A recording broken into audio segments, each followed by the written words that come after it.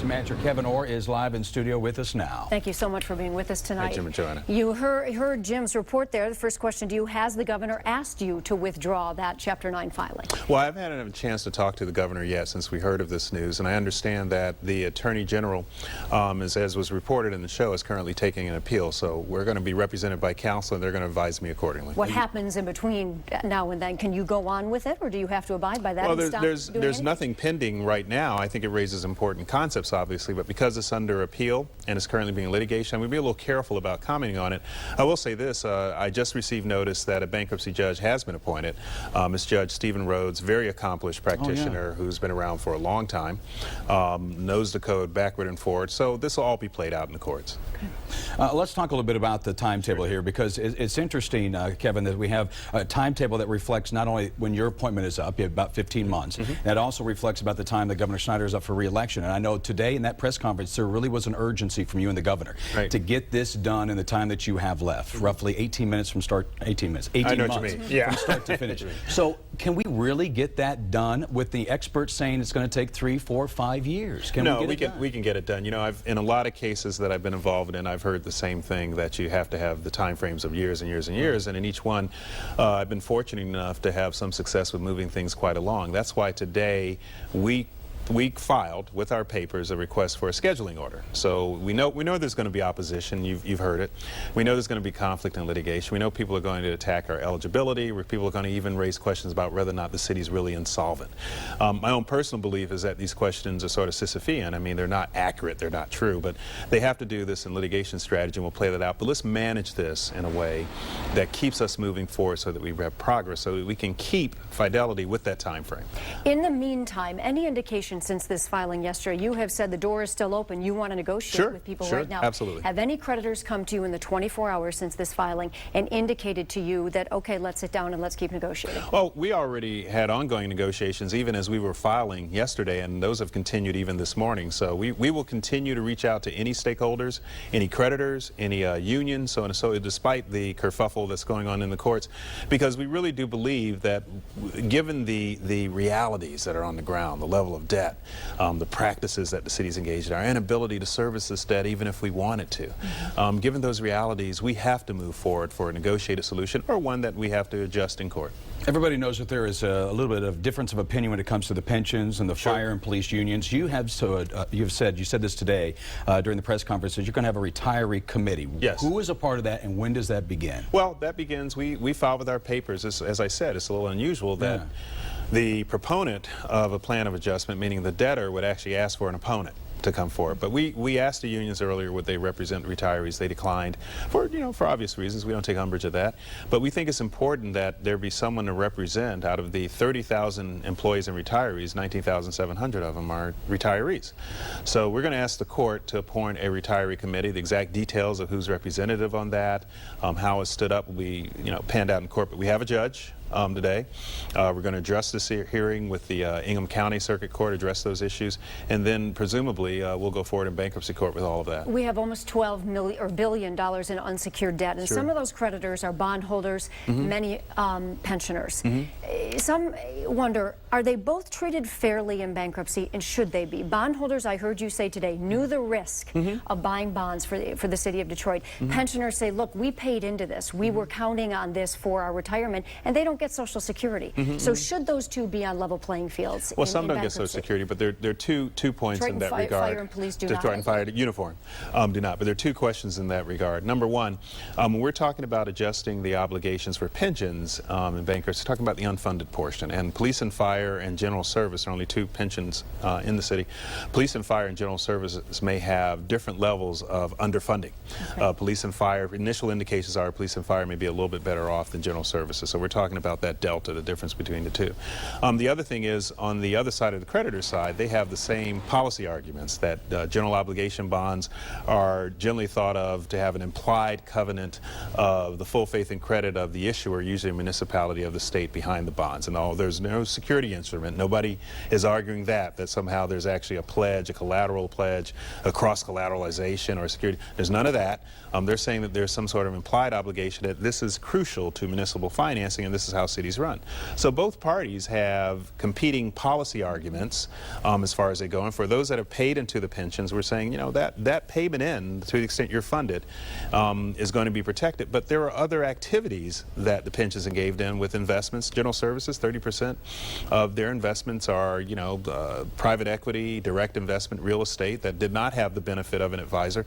And think of this, if those funds, particularly general services, even as early as 2008, 2009, it bought GE, Bank of America, Berkshire Hathaway. Some of these index funds and some others are more than double in that time. They chose, and so there's moral hazard on both sides. They chose to make certain investments and behave in certain ways, and now that the birds have come on the roost, the only thing we can do in a bankruptcy court is say there's two types of creditors, secured and unsecured. That being said, we're not unmindful of the hardship that might cause to some people and how scary it is. So we've said for the balance of 2013, there are no changes in paychecks, in health care, in pension payments. We're going to maintain that for the balance of the year while we go through this process. But 2014? Well, 2014, we've got $18 billion in total debt and $11.9 billion in unsecured debt. Even if we took $200 million out of $1 billion general fund budget, that would be over 55 years to pay off that debt, including assuming no interest. And if the city did nothing else, not another pothole, not another street being plowed, no fireworks, nothing else for 55 years. Does anybody want that? Does anybody think that's possible? Let's talk about your former employer, Jones Day. They stand to make a lot of money, millions of dollars as a consultant. So when this is all over and done, Kevin, are you going to go back to work? You could see that there might, back to work for them. You can see that there might be a conflict there.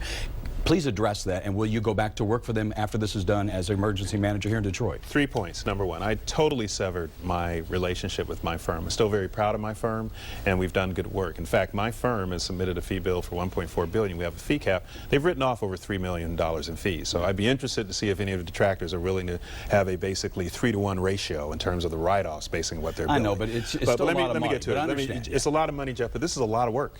This is 60 years of deferred maintenance, deferred adjustment, $18 billion. So I've heard the stories about, oh, it's $50 million, $75 million. I heard that in Chrysler. I understand. Okay, there was analysis. In every case I've worked in, everybody's complained and moaned and kvetched about the fees that are involved. The reality is, does anybody expect any of these consultants to work for free and get this city on the course that it needs to be on? No. So and plus, and then the third thing I would say is, you know, we have an opposition. I know them. Some of them represented GM during the bankruptcy. Some of them I went to law school with. They've been on the other side of cases. They're very tough.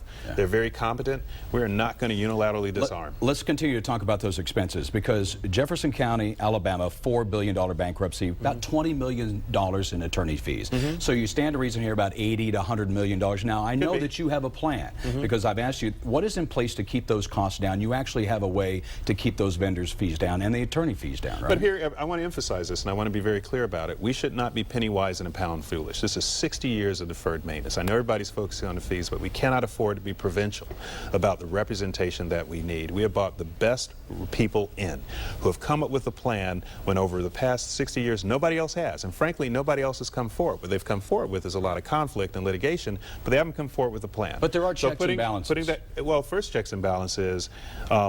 We have a discount. All of our professionals have discounted their fees. Some of them, Ernst & Young, for instance, 30% over their market rate. Jones Day, 10% over their rate. All of them are working feverishly to address this. And one of the key issues, when everybody talks about why am I so, Joanna, you asked me about the time frame. Why is it so important? To keep the fees down. We can't be here for 3 and 4 years. So the shorter, the shorter, the better it is. Okay, a delay as a tactic, delay as a litigation tactic to run up the fees and increase costs and raise these very questions. Well, it should not be continence. We've got to get out of this space. I want to get back real quickly to city services for people. It's such a concern for Detroiters. I heard you say yesterday or this morning that you believe in 30 to 60 days that Detroiters could actually see an improvement in police and response, police and fire response times. Why is that? And I guess I shouldn't say is it a promise, but are you really hopeful you can deliver on that? Yeah, I am, and I'll tell you why. We already put some things in place. For instance, standing up the lighting authority, standing up the blight authority, putting out an RFP for solid waste so we can remove bulk waste weekly instead of monthly, and we can get a more regular service and quality service. That's been done in other communities in Michigan, and some of the providers we invited to bid have been lauded for it. In fact, I met with the mayor of Toledo last week, and he said one of the providers, he said their complaints went from 300 a month to 5, okay, in solid solid waste by using the same provider that we hope is going to bid on our contract. So we want that level of service that's already going around in Flint, Pontiac, and even in Toledo. We're catching up to other communities even in our region. So I think we can see that next 30, 60 days. More importantly, you have a new police chief. This guy is a change agent. He's already dug down into the department. He's gotten a lot of respect and accolades from the rank and file and the command structure. They not only got the 100 cars that Roger Penske led the group of corporate parents to come in and donate, but we have another 50 cars in order, and based upon the default that I took, we need things as simple, Joanne, as our policemen need business cards, so when they go out and canvass, they can tell people who they call. We don't have tasers. We need a second set of handcuffs. We need vests, some of which are old. That's why I defaulted on June 14th. Okay, I needed that money. And that results in how much money? $11 million a month, if not more? Let's go through that deal. It's $40 million that I did not pay on June 14th. It's $11 million a month or more. Could be a total of $180 million during the course of a year that the lien is released on. Right. It's a discount in the termination payment that we're going to owe as a result of our inability to pay our swap payment. That payment was as much as $350 or $400 million. That discount is going to be 25%. That's a savings of $75 to $80 million. So we get somewhere between 132 to 180 million in cash flow. We get 40 million in lump sum payment, and we get 75 to 80 million that we don't have to pay for agreements that were entered into in 2005 when we know we couldn't make them. I have a quick question for you before we let you go here. An attorney for the Detroit City pensioners saying they filed a motion yesterday afternoon for an emergency hearing to stop the bankruptcy about 3:30. The AG's office called, said wait until we get there. In the meantime, on their way there, the bankruptcy petition was filed. Some are saying that's underhanded. What is your response to that? And, you know, if you look at the record, I'd already transferred to the governor my request that he approve the filing back on Tuesday. We met on Wednesday and discussed it. The reports that were made in the press as early as Thursday morning that we were going to file any time between Thursday morning until Friday. I understand the pension funds, after reading those reports, went to court. I've been asking them for good faith. They've sued me. They brought in the governor and the treasurer. They sued me again even this week, and I stood by and took that. So I ask you in terms of the good faith determination. I'm continuing getting sued in litigation. I keep sending out overtures to come in and meet with me in a collegial fashion. And what do I get thrown back in my face is litigate. How long should I take that? In fact, some of your colleagues in the press were criticizing me for taking us beyond time to file bankruptcy, and I was taking too long. We had already planned to file, because you look at the volume of paper that was filed. We didn't do that in 20 minutes. Yeah, of course not. Okay, we were already prepared. We thank you so much for your time. Best of luck to you. And anytime you want to speak right to the viewers and to Detroiters, please stop by. Jeff, thank you so much. And Joanna, thank you so much.